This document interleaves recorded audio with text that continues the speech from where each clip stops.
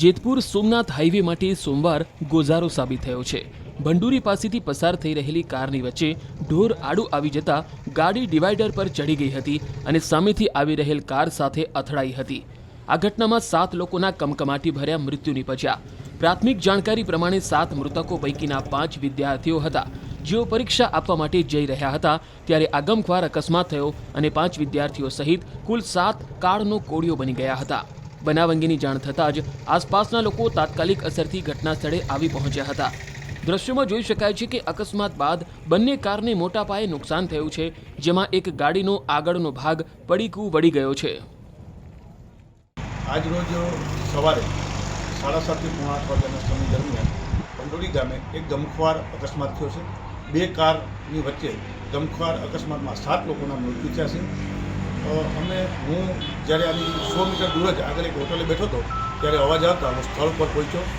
અમે અને ગામ લોકોએ તમામ સાથે મળી અને બધાએ મહેનત કરી અને આ લાશો જે બહાર કાઢી એ 7 લોકો જે ડેથ થયેલા છે, જે જેની ઓળખ થતાં જે 5 લોકો કેશોદના આજુબાજુના રહેવાસી છે અને વિદ્યાર્થી છે, જે લોકો ગળું મુકામે કોલેજની અંદર પરીક્ષા ભરવા જતા હતા, અને બે જણા ઝાનુડા ગામના છે, જેમની પણ ઓળખ થઈ ગઈ છે। તેમના બધા પરિવારજનો અહીં પહોંચી ગયા હતા અને હાલ સાથે પીએમ માટે માળિયા મોકલાવે છે। જેતપુર સોમનાથ હાઈવે માટે સોમવાર ગોઝારો સાબિત થયો છે। ભંડુરી પાસેથી પસાર થઈ રહેલી કારની વચ્ચે ઢોર આડું આવી જતા ગાડી ડિવાઈડર પર ચડી ગઈ હતી અને સામેથી આવી રહેલ કાર સાથે અથડાઈ હતી। આ ઘટનામાં 7 લોકોના કમકમાટી ભર્યા મૃત્યુ નીપજ્યા। પ્રાથમિક જાણકારી પ્રમાણે 7 મૃતકો પૈકીના 5 વિદ્યાર્થીઓ હતા, જેઓ પરીક્ષા આપવા માટે જઈ રહ્યા હતા ત્યારે આ ગમખ્વાર અકસ્માત થયો અને 5 વિદ્યાર્થીઓ સહિત કુલ 7 કાળનો કોળિયો બની ગયા હતા। બનાવ અંગેની જાણ થતાં જ આસપાસના લોકો તાત્કાલિક અસરથી ઘટના સ્થળે આવી પહોંચ્યા હતા। દ્રશ્યોમાં જોઈ શકાય છે કે અકસ્માત બાદ બંને કારને મોટા પાયે નુકસાન થયું છે, જેમાં એક ગાડીનો આગળનો ભાગ પડીકું વળી ગયો છે। આજ રોજ સવારે 7:30 થી 8 વાગ્યાના સમય દરમિયાન ભંડોરી ગામે એક ગમખ્વાર અકસ્માત થયો છે।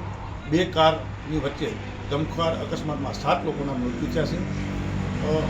હું જ્યારે આની 100 મીટર દૂર જ આગળ એક હોટલે બેઠો હતો ત્યારે અવાજ આવતા હું સ્થળ પર પહોંચ્યો।